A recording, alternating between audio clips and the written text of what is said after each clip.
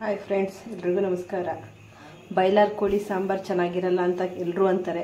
ಆದರೆ ನಮಗೆ ಇಷ್ಟ ಆಗುತ್ತೆ ನೋಡಿ. ಬಾಯ್ಲರ್ ಕೋಳಿ 1/2 kg ಇದೆ. ಅದು ಯಾವ ಥರ ನಾವು ಸಾಂಬಾರು ಮಾಡ್ತೀವಿ ನೋಡಿ.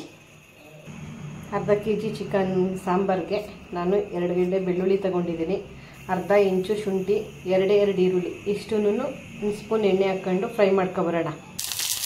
ನೋಡಿ, 1 ಸ್ಪೂನ್ ಎಣ್ಣೆ ಹಾಕ್ಕೊಂಡು ಫ್ರೈ ಮಾಡ್ತಾಯಿದ್ದೀನಿ. ಫ್ರೈ ಆಗಲಿ ಇದು. ಅಷ್ಟರಲ್ಲಿ ನಾವು ಕಾಯಿಗೆಲ್ಲ ರೆಡಿ ಮಾಡ್ಕೊಳ್ತೀವಿ. ಈಗ ಈರುಳ್ಳಿ, ಬೆಳ್ಳುಳ್ಳಿ, ಶುಂಠಿ ಫ್ರೈ ಆಗಿರೋದನ್ನು ಮಿಕ್ಸಿಗೆ ಹಾಕ್ಕೊಂಡು ಹಾಕ್ಕೊಬರೋಣ. ನೋಡಿ, ಈ ಥರ ಬರುತ್ತೆ. ಇದಕ್ಕೆ ಚಕ್ಕೆ ಲವಂಗ ಹಾಕ್ಕೊಳ್ಳೋಣ.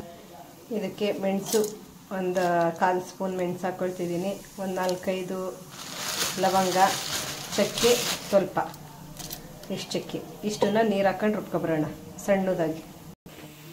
ನೋಡಿ, ಸಣ್ಣದಾಗಿ ರುಬ್ಬಿ ರೆಡಿ ಮಾಡಿದ್ದೀನಿ. ಈಗ ಒಗ್ಗರಣೆ ಹಾಕೊಳ್ಳೋಣ. ನಾನು ಕುಕ್ಕರಲ್ಲೇ ಮಾಡ್ತಾಯಿದ್ದೀನಿ. ಕುಕ್ಕರಲ್ಲಿ 1 ವಿಷಲ್ ಕೂಗಿಸಿದ್ರೆ ಸಾಕು, ಚೆನ್ನಾಗಿ ಬೆಂದೋಗುತ್ತೆ. 1 ಸ್ಪೂನ್ ಎಣ್ಣೆ ಹಾಕಿದ್ದೀನಿ. ಚಿಕನ್ ಹಾಕ್ಕೊಳ್ತಾ ಇದ್ದೀನಿ.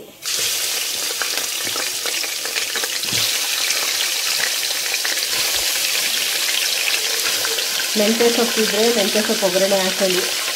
ಈಗ ನನಗೆ ಅಂಗಡಿಗೆ ಹೋಗಿ ಸಂಬಾರ ಮೆಂತ್ಯ ತರೋಷ್ಟು ನನ್ನ ಮಕ್ಕಳು ಎಲ್ಲ ಸ್ಕೂಲ್ಗೆ ಹೋಗ್ಬಿಟ್ಟಿದ್ದಾರೆ. ಅದಕ್ಕೋಸ್ಕರ ನಾನು ಅದು ಹಾಕ್ತಲೇ ಮಾಡ್ತಾಯಿರೋದು. ಹಾಕ್ತಲೇನೂ ಮಾಡ್ಬೋದು, ತುಂಬ ಚೆನ್ನಾಗಿರುತ್ತೆ ನೋಡಿ. ಇವಾಗ ಚಿಕನ್ ಎಲ್ಲ ತಿರ್ಕೊಳ್ಳೋಣ. ಹೀಗೆ ಇದಕ್ಕೆ ಉಪ್ಪು ಹಾಕ್ಕೊಳ್ಳೋಣ.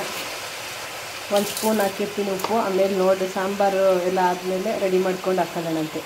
ಅರಿಶಿನ ಪುಡಿ ಒಂದು ಅರ್ಧ ಸ್ಪೂನ್, ಇಷ್ಟನ್ನು ಮಿಕ್ಸ್ ಮಾಡ್ಕೊಳ್ಳೋಣ ಚೆನ್ನಾಗಿ.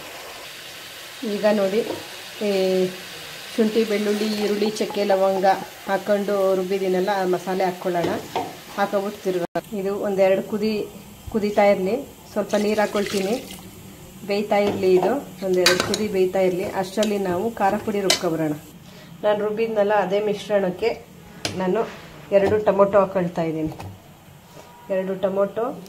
ಖಾರಕ್ಕೆ ಎಷ್ಟು ಬೇಕು ಖಾರ ಪುಡಿ ಹಾಕ್ಕೊಳ್ಳಿ. ಸಾಂಬಾರು ಪುಡಿ ಎಷ್ಟು ಬೇಕು ಸಾಂಬಾರು ಪುಡಿ ಹಾಕ್ಕೊಳ್ಳಿ. ಸ್ವಲ್ಪ ನೀರು ಹಾಕ್ಕೊಂಡು ರುಬ್ಬೋದು. ನೋಡಿ, ಇವಾಗ ಇದು ರುಬ್ಬಿ ರೆಡಿಯಾಗಿದೆ. ಟೊಮೊಟೊ, ಖಾರ ಪುಡಿ, ಸಾಂಬಾರು ಪುಡಿ ಇಷ್ಟೇ ಸಾಕು. ಅದು ಬೆಂದಿದೆಯಾ ನೋಡೋಣ ಅಷ್ಟೇ.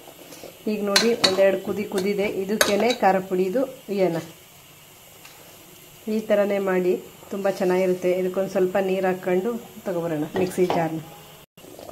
ಇವಾಗ ಇದನ್ನು ಸ್ವಲ್ಪ ಜಾರಿಗೆ ಹಾಕ್ಕೊಂಡು ನೀರ ಇದು ಮಾಡಿದ್ದೀನಿ, ತೊಳ್ಕೊಂಡು ಹಾಕಿದ್ದೀನಿ.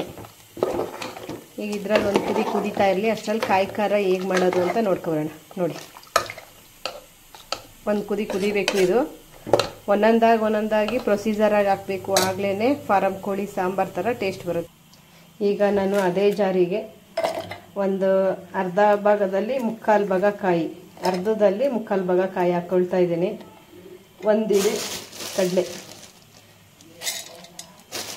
ಕಡಲೆ ಹಾಕ್ಕೊಳ್ಳೋಣ.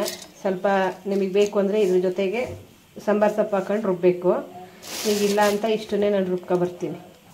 ನೋಡಿ, ಕಾಯಿ ಕಡಲೆ ಹಾಕಿ ರುಬ್ಬಿರೋದು ರೆಡಿಯಾಗಿದೆ. ಸಾಕು, ಇಷ್ಟು. ಅದು ಕುದೀಲಿ. ಇಷ್ಟರಲ್ಲಿ ಇದನ್ನು ಹಾಕ್ಕೊಳ್ಳೋಂದ್ರಾಗುತ್ತೆ. ನೋಡಿ, ಕುದೀತಾ ಇದೆ. ಈ ಥರ 1-2 ಕುದ್ರೆ ಸಾಕು. ಈಗ ಕಾಯಿ ಖಾರ ಹಾಕ್ಕೊಳ್ಳೋಣ. ಇವಾಗ ನಿಮಗೆ ಸಾಂಬಾರಿಗೆ ಎಷ್ಟು ಬೇಕು ನೀರು ಅಷ್ಟನ್ನು ನೋಡ್ಬಿಟ್ಟು ಹಾಕ್ಕೊಳ್ಳಿ. ಇವಾಗ ನೀರು ಎಷ್ಟು ಬೇಕೋ ಅಷ್ಟು ಹಾಕ್ಕೊಬೇಕು. ನೋಡಿ, ಈಗ ನೀರು ಎಷ್ಟು ಬೇಕಷ್ಟು ನೋಡ್ಬಿಟ್ಟು ಹಾಕ್ಕೊಳ್ಳಿ. ಸಾಂಬಾರಿಗೆ ನಿಮಗೆ ಎಷ್ಟು ತಿಳಿಬೇಕು ಇಷ್ಟು ಸಾಕು. ಯಾಕೆಂದರೆ ಇನ್ನೂ ಗಟ್ಟಿಯಾಗುತ್ತೆ ಸಾಂಬಾರು ವಿಶಾಲಾಗಿ ಆರಿದ ಮೇಲೆ.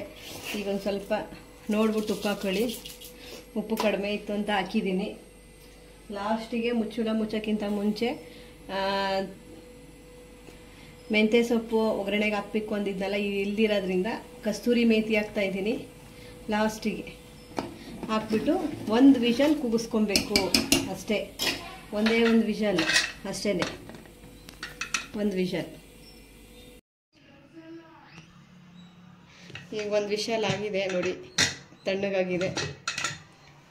ಕುಕ್ಕರ್ಗೆ ಹಾಕಿದರೆ ಕಲಸೋಗುತ್ತೆ ಅಂತ ಹೇಳ್ತಾರೆ ನೋಡಿ. ಆ ಥರ ಏನೂ ಆಗೋದಿಲ್ಲ ನೋಡಿ.